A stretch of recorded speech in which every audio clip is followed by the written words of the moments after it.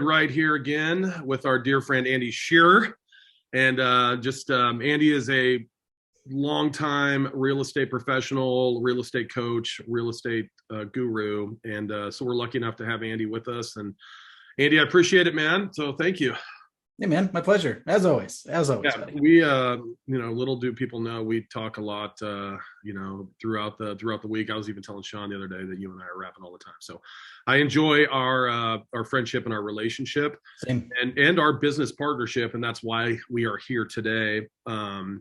So tell me a little bit about, kind of before the partnership with the Share Group, what were you doing? Where were you, utilizing some data and, I mean, it's being in real estate for as long as I've been. I mean, I was a loan officer in 2007, coming through, and I mean, we were grabbing data from what was it? Sales? It wasn't Sales Genie. Was it Sales Genie? Yeah, Sales Genie. Yeah, that's where we all cut our teeth from. Drew and I both worked at Info USA 100 years ago. Okay.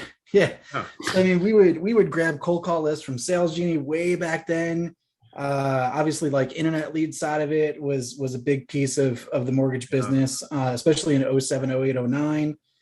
09 hit, 2013 starting with expireds, and it's the typical run, man. So, between I'll drop names. So between Vulcan 7, Red X, I mean, we use Cole Realty Resource to pull circle prospecting stuff.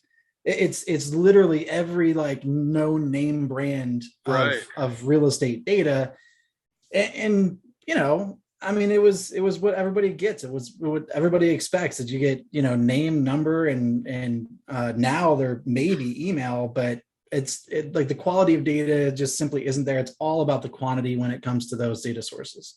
Absolutely. Well, cool, man. And then, so we met through one of your students that had utilized our list through, a previous relationship. Greatest introduction ever. Yeah, absolutely. Right. And so, talk a little bit about the introduction and then kind of what we're doing now together with the projects we're working on. Yeah. So, I mean, as a coach, I've been, obviously we look at different ways to generate listing business. And that's really where a lot of the agents focus, right? Is how do I get more listings? How do I make sure that I solidify the market? And I've been talking about absentee owners for a long time. And so when my coaching client, her name's Carrie, so I'll give her a quick nod there. She's a freaking rock star. So when she's like, hey, this is where I pull data from, I was like, hey, listen, I gotta connect with these guys and see what they're doing, see what they're all about. Honestly, man, like I thought when I was going to step in, like y'all were going to be charging like arm and a leg for some of the stuff that I was seeing. Right. Because it was, I think it was 60% of the people had emails come through. There was at least like a 75% ratio of people that had phone numbers. And then some of the ancillary data as well, like the AVM stuff. Yep. We're not seeing that. Like typically I wasn't seeing that stuff. I mean, we were pulling like AO data from, what was it? Not Prospect Plus. I can't think of the name at this point. It's been so long. Was it My Leads Plus? Yeah, like My Leads Plus, and then I think Property Finder was another one, or Remind was another one. Like there was so many other ancillary things, but it was just all, no offense to them, but it just lackluster data.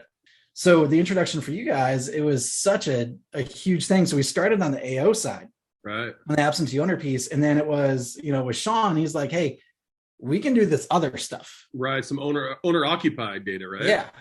Yeah. So I mean, and then it just expanded from there, man. I love it. So talk a little bit in detail, with some of the success we're having. You're a very humble man, but you manage a pretty extensive team of some callers and some support for your students, and some other, resources that you're doing. Talk a little bit about, how you're utilizing the data now.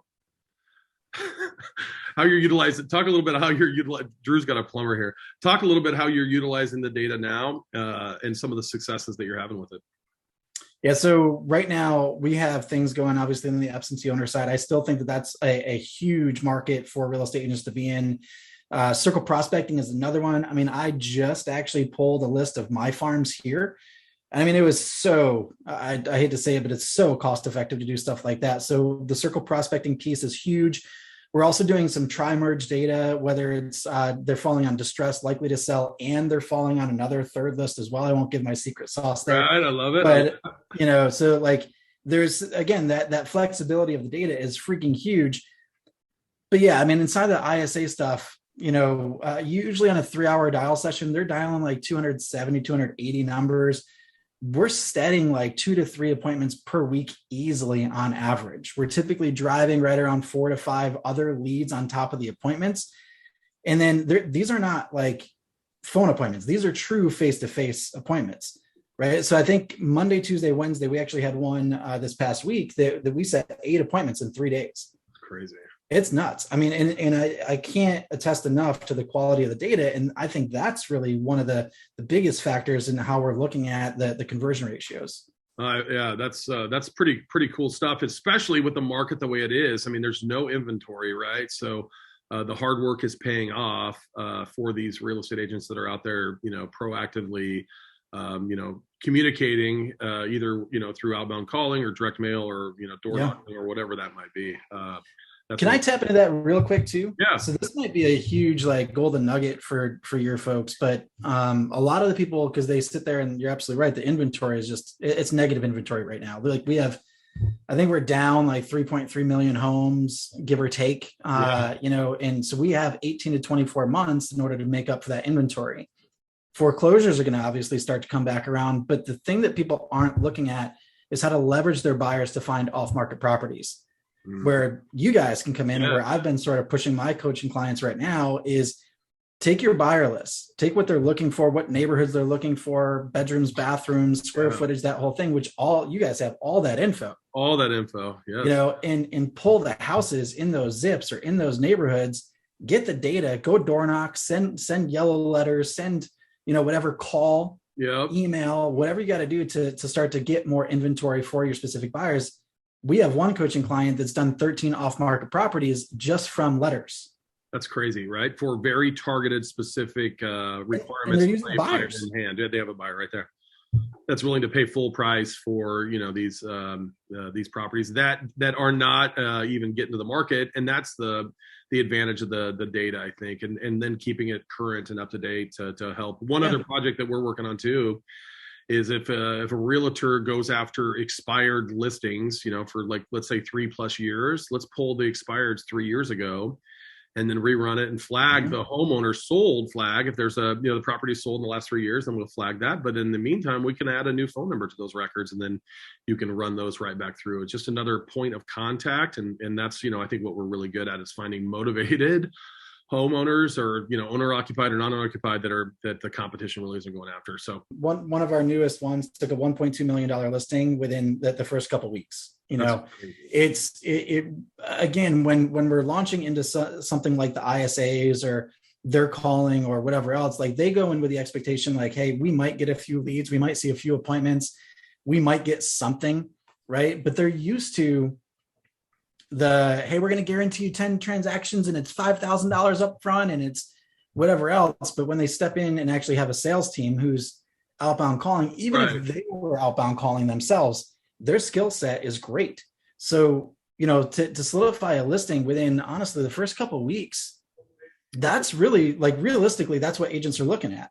If they actually get the data and they truly stay consistent and just have conversations with these people, and it doesn't have to be scripted. No. I think that's where a lot of agents tend to get a little bit nervous, maybe. I don't know what to say. I don't know how to talk to them, whatever else. But if they just have a real estate conversation, man, like it goes to me. This is we were talking to Addie about this. It's like goes to going to get a shot. Like you have this preconceived notion that it's going to hurt so bad. And you're like, oh my God, I don't want to get a shot. You will get the shot. And you're like, it's not so bad. And it's actually just going and getting it done. And hard work does pay off. And you're definitely a hard worker, Andy, dude. And we appreciate you as a partner for us. It's something that we definitely take for granted and appreciate wholeheartedly. So thanks for joining us today, my man. My pleasure, my friend.